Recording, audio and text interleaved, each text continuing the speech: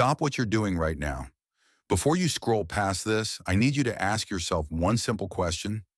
Have you ever felt a strange tingling in your hands or feet, like tiny electric sparks under your skin, and had absolutely no idea why?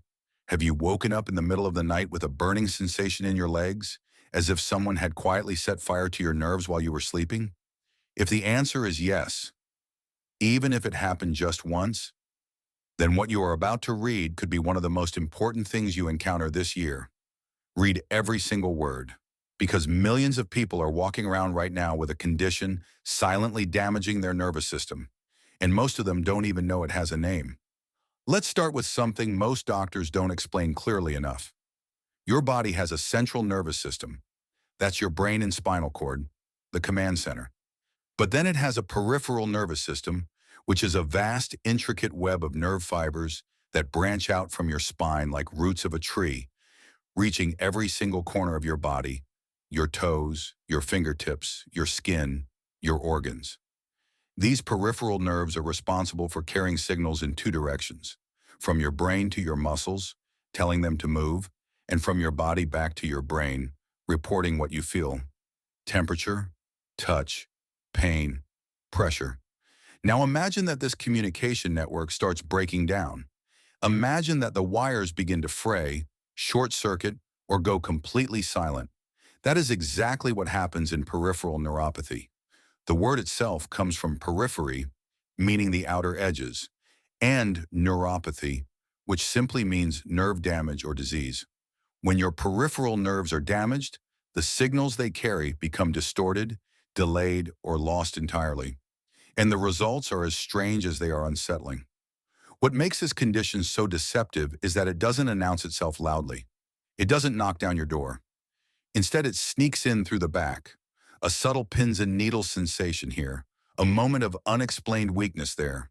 It mimics normal fatigue, aging, or stress so well that most people dismiss it for years before getting a diagnosis. And by that time, the damage has already spread. Before we dive into the four main symptoms, let's talk about who gets peripheral neuropathy, because the answer might surprise you. This isn't a rare condition reserved for the elderly or the chronically ill.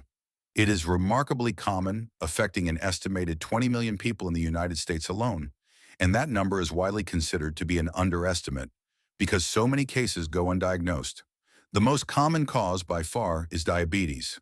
When blood sugar levels remain elevated over time, they essentially poison the peripheral nerves, damaging their protective coating, called the myelin sheath, and disrupting their ability to transmit signals properly. In fact, roughly 60 to 70% of people with diabetes develop some form of neuropathy. But diabetes isn't the only villain here. Chemotherapy drugs, which are designed to kill rapidly dividing cells, often attack nerve tissue as collateral damage. A side effect so common it has its own name: chemotherapy-induced peripheral neuropathy, or CIPN. Alcohol abuse, vitamin B12 deficiency, autoimmune diseases like lupus and rheumatoid arthritis, thyroid disorders, infections like shingles or Lyme disease, and even certain medications can all trigger or worsen nerve damage. And in roughly 30% of cases, no underlying cause can be identified at all. A category doctors call idiopathic neuropathy, which is essentially a medical way of saying they simply don't know. That last statistic is worth sitting with for a moment. Nearly 1 in 3 people with this condition have no clear explanation for why their nerves are deteriorating, which means that regardless of your age, your health history, or your lifestyle, you could be among them. Now let's get into the heart of this: the four main symptoms that define peripheral neuropathy, beginning with the one that most people notice first. Imagine dipping your hand into a bucket of ice water and holding it there for several minutes. When you pull it out, you experience that familiar rush of intense tingling, a wave of sensation as blood flow and nerve activity return. That tingling is uncomfortable, but it makes sense. It has a cause. Now imagine experiencing that same sensation in your feet every single morning when you wake up, or in your hands every evening without any obvious trigger. No ice water, no prolonged pressure, just tingling that appears out of nowhere, lingers for minutes or hours and then fades, only to return again the next day. This is the classic pins and needles sensation of peripheral neuropathy, medically known as paresthesia. But for many patients, it goes beyond tingling. It transforms into a burning, a hot, relentless, deeply uncomfortable heat that seems to emanate from inside the skin itself. Some describe it as walking on sand that's been baking in the summer sun all day. Others say it feels like their feet are wrapped in invisible flames. The sensation is so real, so vivid, and yet when they look down, their feet appear completely normal. No redness, no swelling, no visible injury at all. This disconnect between what the body feels and what the eyes can see is one of the most psychologically disturbing aspects of peripheral neuropathy. The nervous system, essentially misfiring, is sending false alarm signals to the brain, reporting pain and heat and discomfort that have no external cause. It is the body lying to itself, and there is something profoundly disorienting about that experience. Patients often report feeling as though they are going crazy, questioning their own perception, before a neurologist or specialist finally validates what they've been feeling with a clinical diagnosis. The burning and tingling sensation most commonly begins in the feet and toes, a pattern so consistent that doctors have given it a name, stocking glove distribution, because it follows the shape of a sock. Over time, as the condition progresses, it may slowly climb up the legs and eventually appear in the hands and fingers as well. The gradual upward spread of these symptoms is one of the most telling diagnostic signs that a physician will look for. If you've been living with unexplained pain, please keep reading, because this symptom is the one that changes lives the most. The second hallmark symptom of peripheral neuropathy is pain. Not the kind of pain that follows a cut or a bruise. Not the kind that makes intuitive sense. This is neuropathic pain. Pain that originates not from tissue damage but from the nerves themselves, signaling distress in the absence of any actual injury. It is one of the most poorly understood and most difficult to treat forms of pain in all of medicine, and it is a daily reality for an enormous number of people with peripheral neuropathy. Neuropathic pain presents itself in a bewildering variety of ways. Some patients describe stabbing pains, sudden, sharp jolts that feel like a needle being driven through their skin, lasting only a second but occurring dozens of times per day.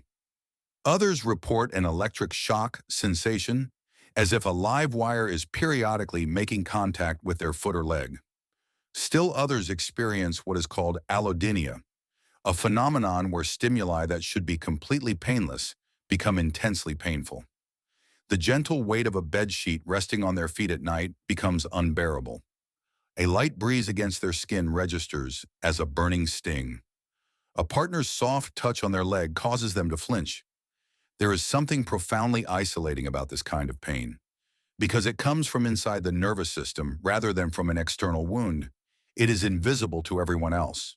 You cannot point to a bruise or a scar. You cannot show someone an X-ray of a broken bone. You simply hurt, constantly, unpredictably, and seemingly without reason. This invisibility makes it incredibly difficult to communicate the severity of the condition to family members, employers, or even some healthcare providers. Many patients with peripheral neuropathy report being dismissed, told the pain is psychosomatic, or advised that they simply need to manage stress better. This invalidation compounds the psychological toll enormously. What's particularly fascinating and disturbing from a neurological standpoint is the way neuropathic pain can behave paradoxically. A nerve that is severely damaged might generate more pain signals than a healthy nerve because it has lost its ability to regulate its own firing. It becomes hyperactive, sending emergency distress signals continuously, even when there is nothing actually wrong with the tissue it supplies. It is as though the fire alarm in a building keeps going off at full volume, even though there is no fire, and no one can find the switch to turn it off. Here is the cruel paradox at the core of peripheral neuropathy. The same condition that causes excruciating, burning pain in some patients causes a complete absence of sensation in others. And in many patients, it causes both in different areas of the body or at different times. Numbness is the third major symptom, and in many ways it is the most dangerous. When your nerves can no longer transmit sensory signals properly, you lose the ability to feel things that you desperately need to feel. Temperature, pressure, pain. These sensations are not just pleasant or unpleasant. They are survival signals. They tell you when you've stepped on something sharp, when you're holding something too hot, when a shoe is rubbing a blister into your heel. Without them, small injuries become catastrophic. This is particularly well documented in diabetic neuropathy, where the loss of sensation in the feet leads to what physicians call diabetic foot syndrome. A patient develops a small sore or ulcer, perhaps from a pebble inside a shoe they couldn't feel, or from walking barefoot on a warm surface. And because they cannot feel the pain that would normally signal, stop, something is wrong, they continue walking on it. The wound worsens, infection sets in, and in the most severe cases, amputation becomes necessary. This is not a rare outcome. It is one of the leading causes of non-traumatic lower limb amputations in the developed world. And it begins with numbness that the patient may have dismissed for years as simply, my feet falling asleep. But numbness in peripheral neuropathy extends beyond the feet. It can affect the hands, making it difficult to button a shirt, pick up small objects, or feel the texture of what you're touching. It can affect proprioception, your sense of where your body is in space, making it difficult to walk in the dark or on uneven ground without losing your balance. Some patients describe the disturbing sensation of walking on cotton, or feeling as though there is always a sock between their foot and the floor, even when they are barefoot. The numbness of peripheral neuropathy is a silence where there should be sound. And like the burning and the pain, it often begins at the tips of the toes, slowly creeping upward over months or years, quietly erasing sensation as it goes. This is the symptom that tends to come later, but when it arrives, it demands to be taken seriously. And if you or someone you love has started dropping things, tripping unexpectedly, or struggling with tasks that used to be effortless, this section is for you. The fourth major symptom of peripheral neuropathy is muscle weakness. This occurs when the motor nerves, the fibers responsible for carrying movement commands from the brain to the muscles, are affected by the damage. Unlike the sensory symptoms, which involve distorted or absent feeling, motor involvement means the body is literally losing its ability to respond to the brain's instructions. In the early stages, this might look subtle. A patient might notice that they're tripping more often, catching their toe on a step they used to clear easily. This happens because the muscles that lift the front of the foot, a motion called dorsiflexion, begin to weaken, causing a characteristic condition called foot drop, where the foot drags slightly with each step. They might find it harder to climb stairs, to rise from a low chair, or to stand on their tiptoes. In the hands, they might start dropping cups or utensils, struggling to open jars, or finding their handwriting has become cramped and difficult to control. As the weakness progresses, muscle wasting, known medically as atrophy, can set in. Muscles that are no longer being properly stimulated by their nerve supply begin to shrink, losing both mass and function. This can create visible changes in the body. The calves may become thinner, the spaces between the tendons on the back of the hand more pronounced. In advanced cases, patients may require walking aids or, in rare instances, wheelchair assistance. What's particularly important to understand about motor neuropathy is that it exists on a spectrum that overlaps with the sensory symptoms in complex ways. Many patients experience both sensory and motor involvement simultaneously, a condition called sensor-motor neuropathy, which means they are dealing with pain, numbness, and weakness all at once. Navigating daily life under those conditions requires an extraordinary amount of adaptation, and it explains why peripheral neuropathy has such a profound impact on quality of life, independence, and mental health. One aspect of peripheral neuropathy that doesn't always make it into the headline symptom lists, but deserves mention here, is its psychological and cognitive impact. Living with chronic pain that is invisible to others, with a body that sends confusing and contradictory signals, with the fear of falling or injuring yourself without knowing it, all of this takes an enormous toll on the mind. Studies have consistently shown that rates of depression and anxiety are significantly elevated in people with peripheral neuropathy compared to the general population. Sleep disturbance is nearly universal because neuropathic pain often worsens at night, Many patients spend years cycling through restless, interrupted sleep, which cascades into fatigue, cognitive fog, and diminished ability to cope with the pain itself. It becomes a vicious cycle where the physical and the psychological reinforce each other, each making the other worse. This is why a truly comprehensive approach to peripheral neuropathy must address not just the nerve damage itself, but the person living inside that damaged nervous system. Pain management, physical therapy, nutritional support, psychological counseling, these are not optional extras. They are essential components of care for a condition that touches every dimension of a person's life. This is your call to action, and it matters. If anything you've read in these pages resonated with your own experience or with the experience of someone you love, please do not wait. Do not tell yourself it's probably nothing. Do not assume these sensations will pass on their own. Peripheral neuropathy is, in many cases, a progressive condition, meaning it tends to worsen over time if the underlying cause is not addressed. But it is also, in many cases, treatable. And the earlier it is caught, the more options are available. Start by making an appointment with your primary care physician and describing your symptoms in as much detail as possible. Write them down before you go. When they happen, where in your body, what they feel like, how long they last.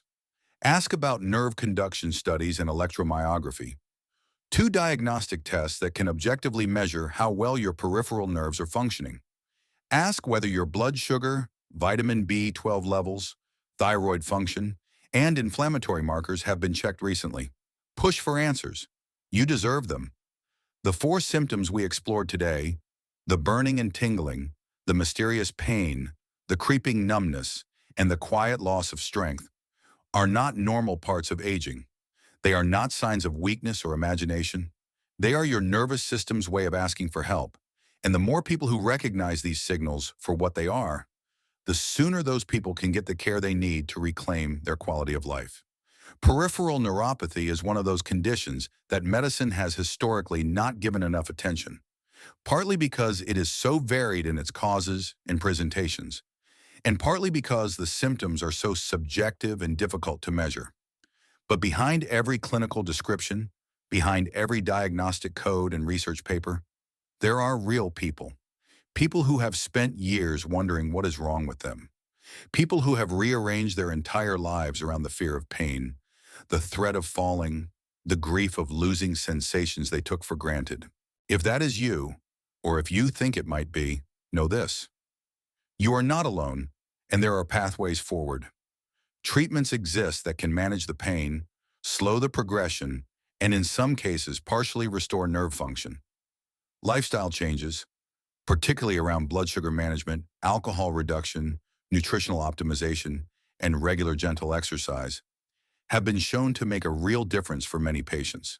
And the medical community is actively researching new interventions, from advanced pain medications to nerve regeneration therapies, that hold genuine promise for the future. So do this today.